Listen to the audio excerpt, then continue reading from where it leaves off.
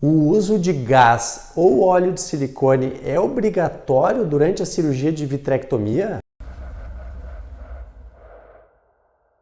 Tudo bom, pessoal? Aqui quem fala é Mário Bula, médico oftalmologista, cirurgião de retina. Seja mais uma vez muito bem-vindo ao canal Retina e Vitrio, que é o canal mais completo sobre retina do YouTube. Já aproveite para deixar o like, inscrever-se no canal e também aproveite para compartilhar este vídeo com alguma pessoa que você acha que possa estar necessitando. E eu percebo que muitas pessoas estão assistindo realmente aos vídeos porque as perguntas estão cada vez mais inteligentes. No dia de hoje, então, nós vamos esclarecer a dúvida deste espectador que questiona se o uso do gás ou do óleo de silicone é obrigatório em toda a cirurgia de vitrectomia. Lembrando que gás e óleo de silicone são chamados de tamponantes internos. São substâncias que nós colocamos dentro do olho ao final da cirurgia de vitrectomia para ajudar a fechar alguma ruptura que exista na retina. Para entender melhor, quando nós temos patologias da retina, como por exemplo o buraco macular, que é uma falhazinha lá no fundo do olho, no centro da visão, ou então um descolamento de retina, ao final da cirurgia, depois de ter removido todo o vítreo,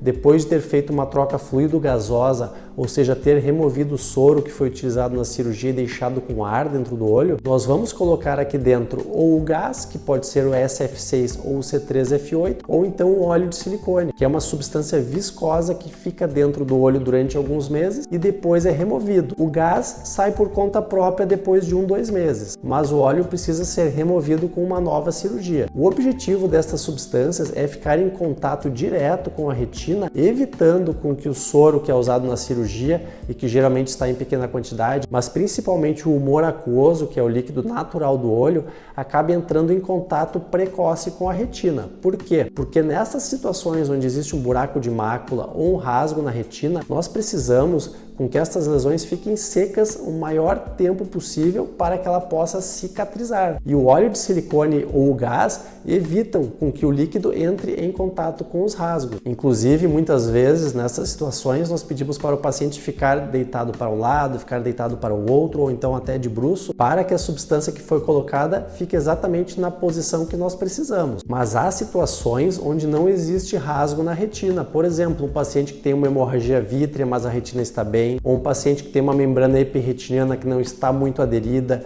e é possível remover sem nenhum traumatismo à mácula, não é necessário colocar o gás e também não é necessário colocar o óleo de silicone, porque nós não precisamos de um efeito de tamponante, ou seja, não existe algum rasgo a ser tampado para que ele cicatrize. Então, nestas situações onde a retina está bem íntegra, bem saudável, é possível deixar o olho preenchido por BSS, que é o soro que nós utilizamos durante a cirurgia e que tem mais ou menos a mesma composição do humor aquoso e que é extremamente compatível com o espaço intraocular. E nestas situações onde não existe nenhuma lesão na retina e nós não precisamos deixar um tamponante interno, inclusive a recuperação é mais rápida, porque este líquido, ele tanto do ponto de vista refracional quanto da transparência, é muito melhor do que o gás e o óleo de silicone. Então a pessoa já consegue recuperar a visão de uma forma mais rápida. Mas reforçando então, os tamponantes internos são usados quando nós queremos deixar tampado algum buraco que exista na retina, seja alguma ruptura que levou ao descolamento de retina,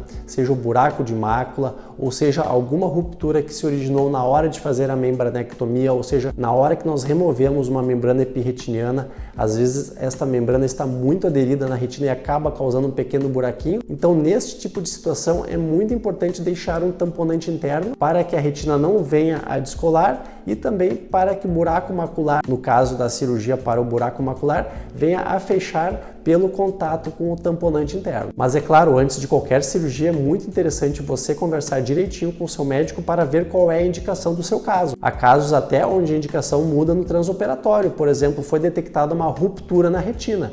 Então é legal, é importante deixar um tamponante interno. Mas se durante a cirurgia foi visto que não existe nenhuma ruptura, muitas vezes o paciente é deixado com BSS apenas. Não esqueça de deixar o like, inscrever-se no canal e até o próximo vídeo aqui no canal Retina e Vitrio.